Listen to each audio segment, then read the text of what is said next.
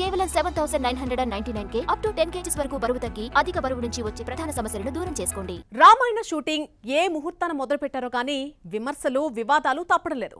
Trailer విడుదల తర్వాత ఎక్కడ చూసినా రామాయణ గురించే చర్చ. ఇందులోని సీన్స్, క్యారెక్టర్ల గురించి ట్రోలింగ్.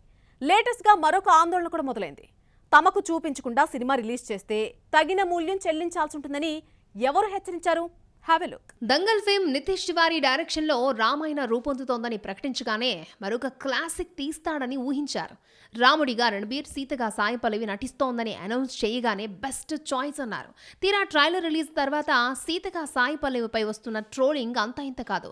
ఒకవైపు మేకింగ్, యాక్టర్స్ పై ట్రోలింగ్ నడుస్తూ ఉంటే ఢిల్లీలోని శ్రీరామ్ లీలా మహాసంఘ్ అధ్యక్షుడు అర్జున్ కుమార్ చిత్ర బృందానికి రాసిన లేఖ మేకర్స్ లో గుబులు పుట్టించింది. హిందూ మత విశ్వాసాలు, మనోభావాలు దెబ్బతినకూడదన్న ముందు చూపుతో లేఖ రాసినట్టుగా అర్జున్ కుమార్ తెలిపారు. టీజర్ ట్రైలర్ లో కొన్ని విషయాలు తమకు అసంతృప్తి కలిగించాయని, భావోద్వేగాలు సరిగ్గా లేవన్నారు. రిలీజ్ కు ముందే సినిమాను తమకు చూపించాలని ఆదిపురుష్ పై వచ్చిన వ్యతిరేకత నేపథ్యంలో రామాయణ విషయంలో ముందస్తు చర్యలు చేపడుతున్నామని అన్నారు. సినిమా చూపించకుండా రిలీజ్ చేస్తే మాత్రం నిరసనలు ఎదుర్కోవాల్సి ఉంటుందని హెచ్చరించారు. రామాయణ 4,000 కోట్ల బడ్జెట్ తో 2 పార్టులుగా రూపొందుతోంది. ఫస్ట్ పార్ట్ ను ఈ దీపావళికి, సెకండ్ పార్ట్ ను 2027 దీపావళికి రిలీజ్ చేస్తున్నారు.